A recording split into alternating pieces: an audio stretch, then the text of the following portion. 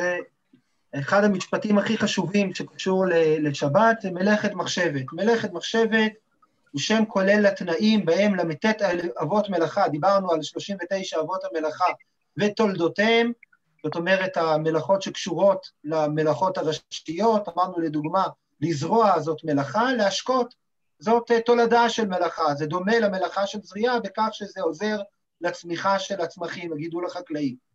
אז המלאכות האלה, אבות מלאכה ותולדות, אסורות לעשות בשבת ויום טוב. מקור המושג מלאכת מחשבת, אז אנחנו כבר ביתרון של הכניסה בוויקיפדיה, שדי מיד אנחנו קופצים לתוך הבריכה במים העמוקים. מקור המושג מלאכת מחשבת, בקומש שמות, פרשת ויקל, הפרשה שעוסקת בבניין המשכן, במדבר, מצוות השבת, ויקל משה את כל עדת בני ישראל, ויאמר עליהם, אלה הדברים אשר ציווה השם לעשות אותם. 6 ימים תעשה מלאכה, וביום השביעי יהיה לכם קודש, שבת שבתון לשם, כל העושה בו מלאכה יומת. לא תבערו אש בכל מושבותיכם ביום השבת.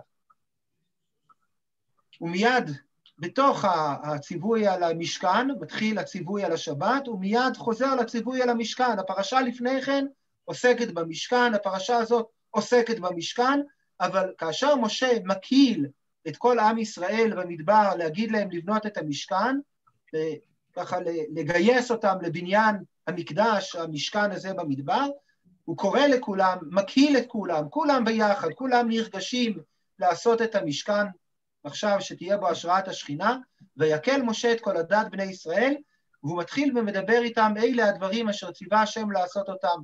6 ימים תעשה מלאכה, אתם הולכים עכשיו לעשות את המשכן, 6 ימים תעשה מלאכה, וביום השביעי יהיה לכם קודש. היום השביעי הוא יום קדוש, שבת שבתון לשם, כל העושה בו מלאכה יומת.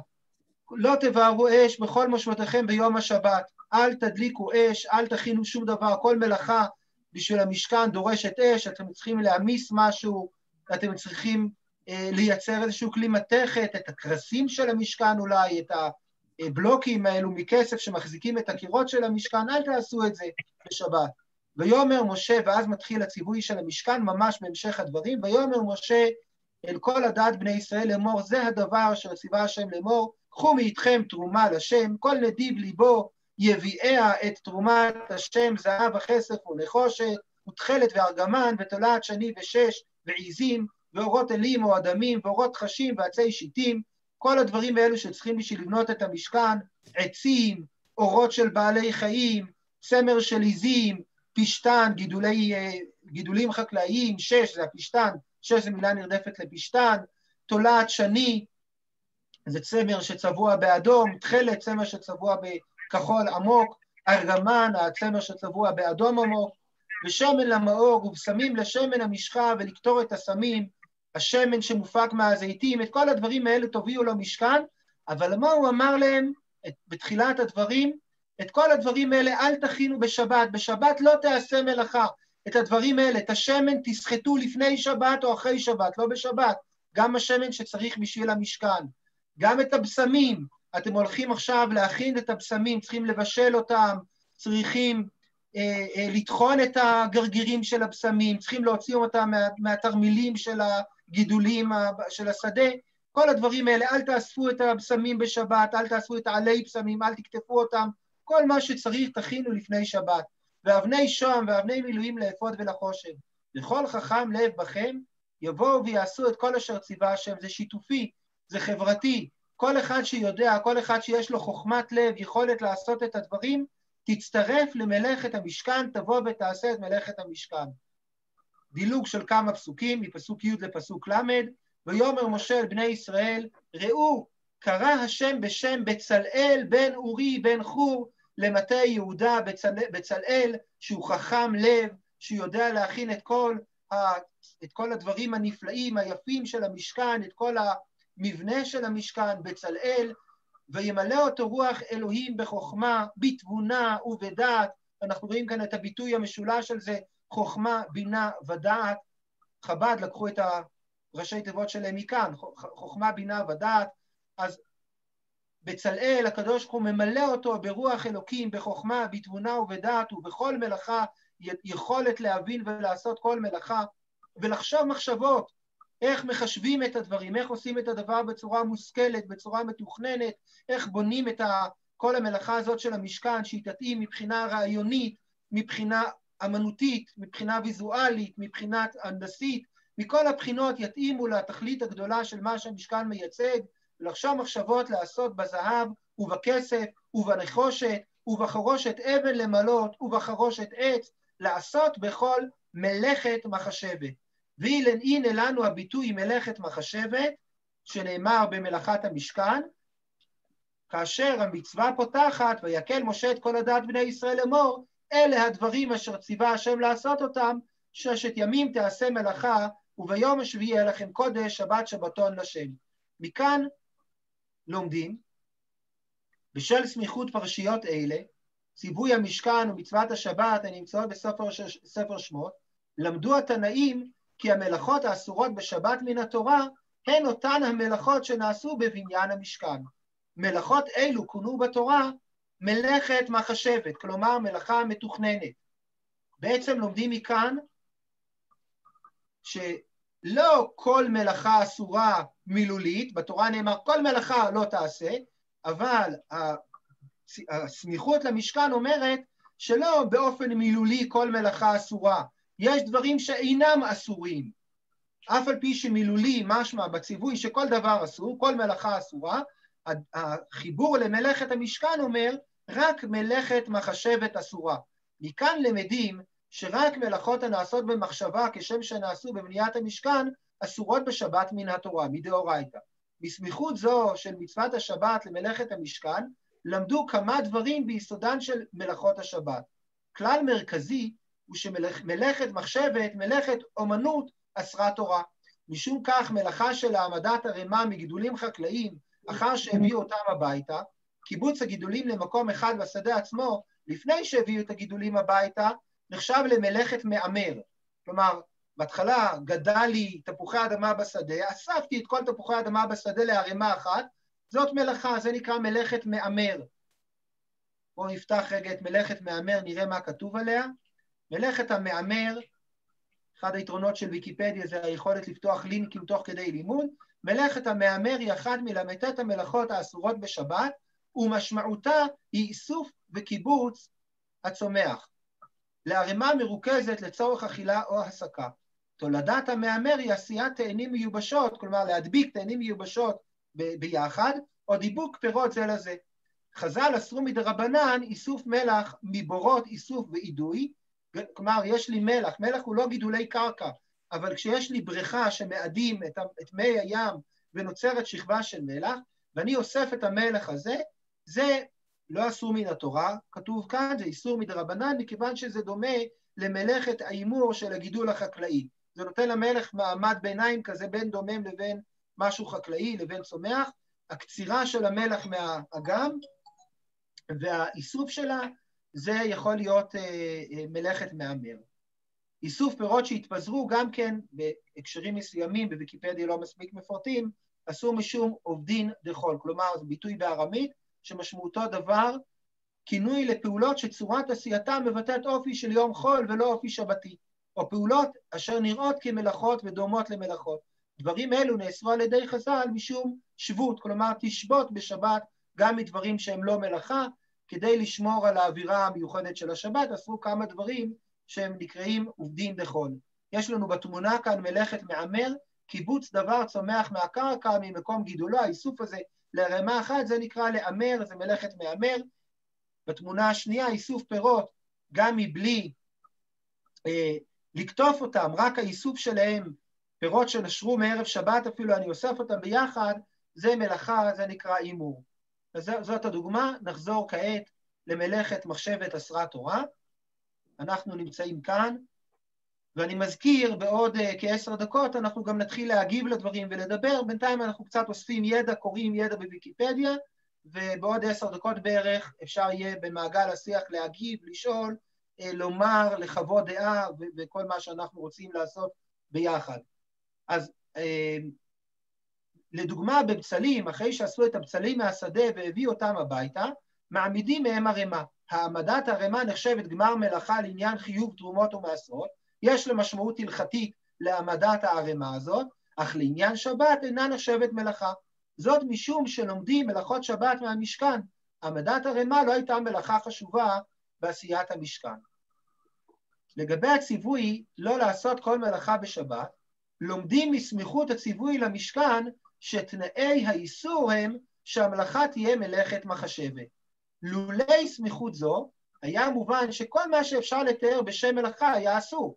נמצא שהכלל מלאכת מחשבת אסרה תורה, פעמים בא להתיר מה שאינו מלאכה, ופעמים בא לעשות מלאכה שאינה נעשית באופן ישיר, משום שגם פעולות שנעשות על ידי כוחות הטבע, כמו מלאכת זורע, הן תוצאה של פעולה מושכלת. מלאכת זורע היא אחת מל"ט המלאכות האסורות בשבת, ועיקרה הוא זריעת התבואה כלפי מעלה לאחר הדישה, על מנת להיעזר ברוח להפרדה בין השיבולים לקני החיטים.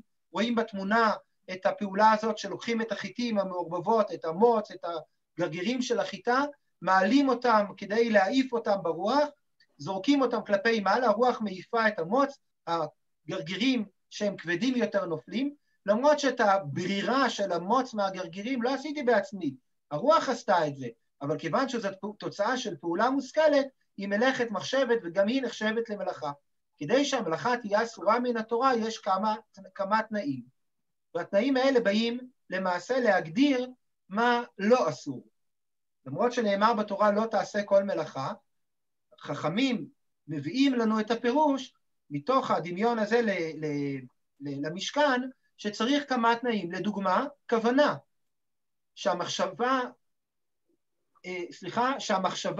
מי שעושה את המלאכה, זה צריך לתקן את זה כאן, חשבה בדעתו ונתכוון לה.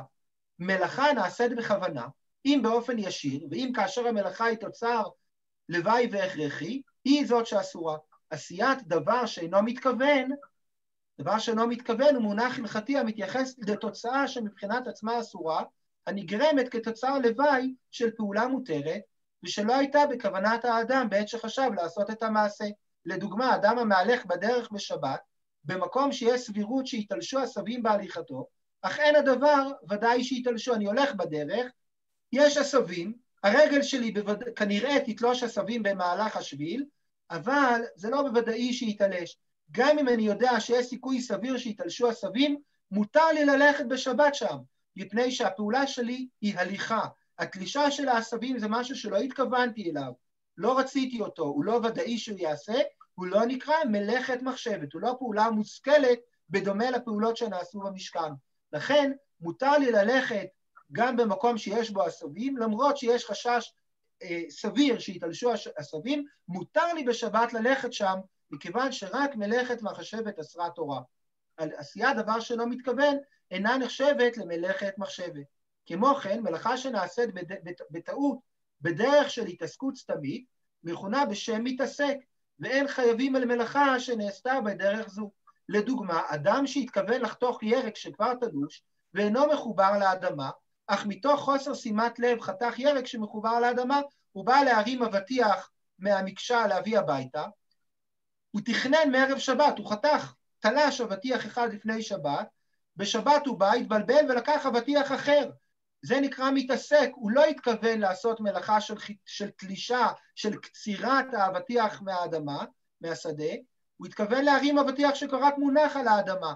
זה מתעסק, זה לא נקרא מלאכת מחשבת, למרות שהוא התכוון להרים את האבטיח, למרות שהוא באמת תלש את האבטיח מהאדמה, זאת לא נחשבת מלאכה. אף על פי שהפעולה שעשה היא דה פקטו מלאכת קוצר, בכל זאת אינו חייב על פעולה זו, כיוון שאינה מלאכת מחשבת. היא נעשתה בחוסר כוונה לעשייתה.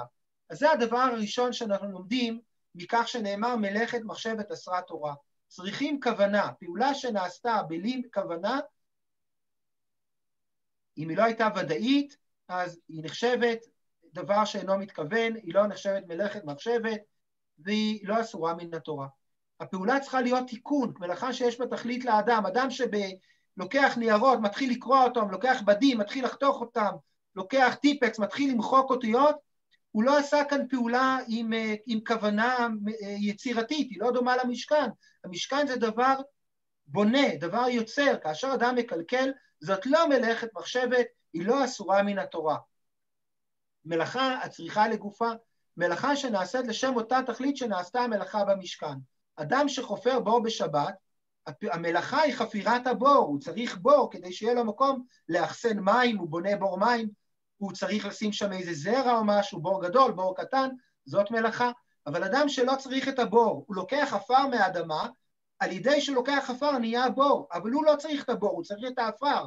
המלאכה של חפירת הבור לא נצרכת למלאכה, היא נצרכת, היא יוצאת כתוצר לוואי של מה שהוא עשה, ומה שהוא עשה הוא לא מלאכה, הוא לקח עפר. הוא יכול היה לקחת עפר גם ממקום שלא נוצר בור. הוא לקח עפר ונוצר בור, זאת מלאכה שאינה צריכה לגופה, וגם היא לא מלאכת מחשבת. יש מחלוקת תנאים לגבי מלאכה שאינה צריכה לגופה, אנחנו נלמד יותר בהמשך בעזרת השם, אבל כאן אנחנו רואים את הטווח הזה של מה שנקרא, על מה משפיע המושג של מלאכת מחשבת. יש לו השפעה מאוד מאוד רחבה בהקשר של מלאכות השבת. עוד דבר, המלאכה צריכה לעשות כדרכה, מלאכה שנעשית בדרך שרגילים לעשותה ולא בשינוי. עשיית המלאכה באופן שאינו דרך מלאכה, נקרא כלאחר יד, משהו שאני עושה אותו כלאחר יד, לא בצורה שעושים אותו בדרך כלל, אינו אסור מן התורה. למשל, אחת המלאכות היא הוצאה מרשות לרשות, אני מוציא מהבית של רשות יחיד לרחוב שהוא רשות הרבים. הוצאתי את הדבר באיזו צורה לא רגילה, לא ביד, אלא תליתי אותו בצורה ככה פרוביזורית על הבגד שלי ואז יצאתי. מלאכה כזאת שהיא לא בדרך עשיית המלאכה, היא לא נקראת מלאכת מחשבת, וגם היא לא אסורה מן התורה. עוד דבר שיוצא מתוך העניין של מלאכת מחשבת, שהמלאכה אסורה כאשר היא מתקיימת. כתבתי בעדים על החלון, יום גשום, כתבתי בעדים על החלון בשבת, כתבתי שם סיפור שלם על החלון, אבל זה לא מתקיים ברגע שקצת התחמם בחוץ, העדים האלה ימסו, לא ייקח הרבה זמן, יתעדו ואני לא אראה שום דבר. זה לא יהיה אסור מן התורה, זה יהיה אסור מדברי חכמים, אבל זה לא יהיה אסור מן התורה. יש עוד דברים שקשורים למלאכת מחשבת, מלאכה כולה, מלאכה נעשית בדרך כלל על ידי יחיד, אסורה רק אם יחיד ביצעה לבדו. לקחת, נניח עיפרון, לקחת אותו מהבית לרחוב, אמרתי דוגמה, או לכתוב שני אנשים בעיפרון אחד, יכול להיות שזה לא יהיה אסור מן התורה.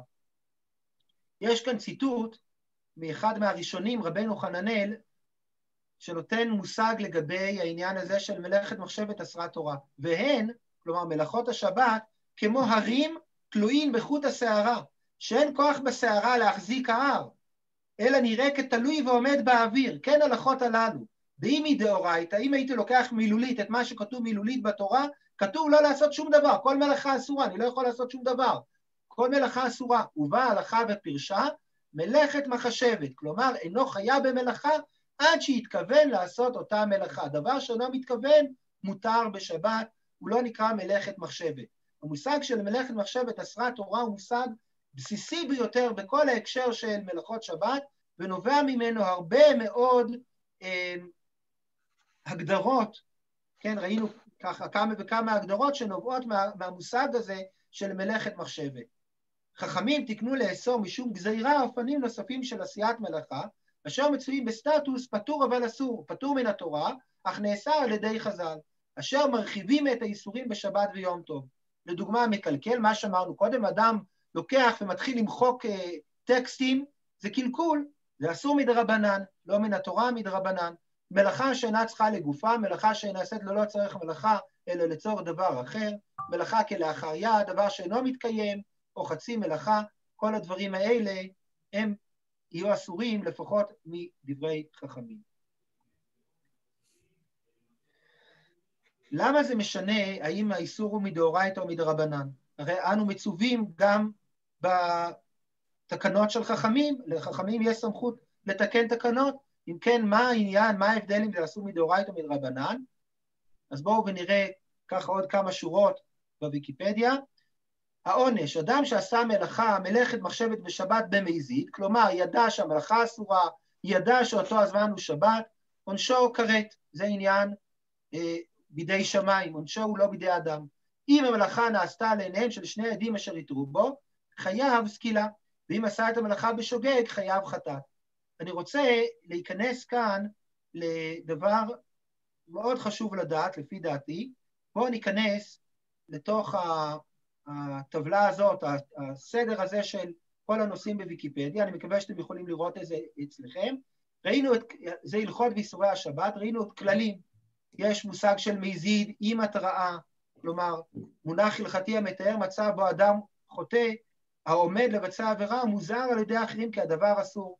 יש מזיד בלי התראה, כלומר, עושה את זה בכוונה, אבל אף אחד לא אמר לו שאסור. שוגג, אדם שלא ידע ששבת באותו יום, הוא לא זוכר ששבת ולכן הוא עשה, או אדם שאינו יודע שהפעולה אסורה.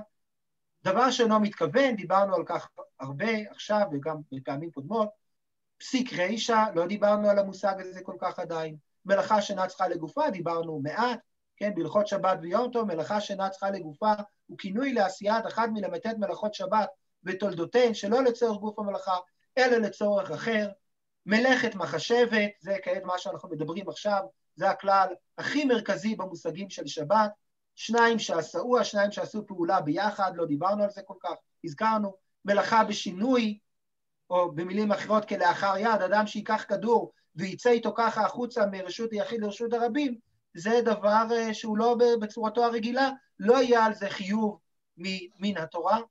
פעולה שנעשית בגרמה, כן, אדם, בגמרא יש דוגמה לגרמה, אדם שמציב קדים מלאים במים בדרכה של סופה, האש תגיע לקדים, הם ידבקו מהחום, המים יכבו את האש, מעשה זה הותר, אף שכיבוי אש הוא אחד מל"ט מלאכות של שבת, משום שזה בגרמה, וגרמה במקומות מסוימים כמו סופה התירו.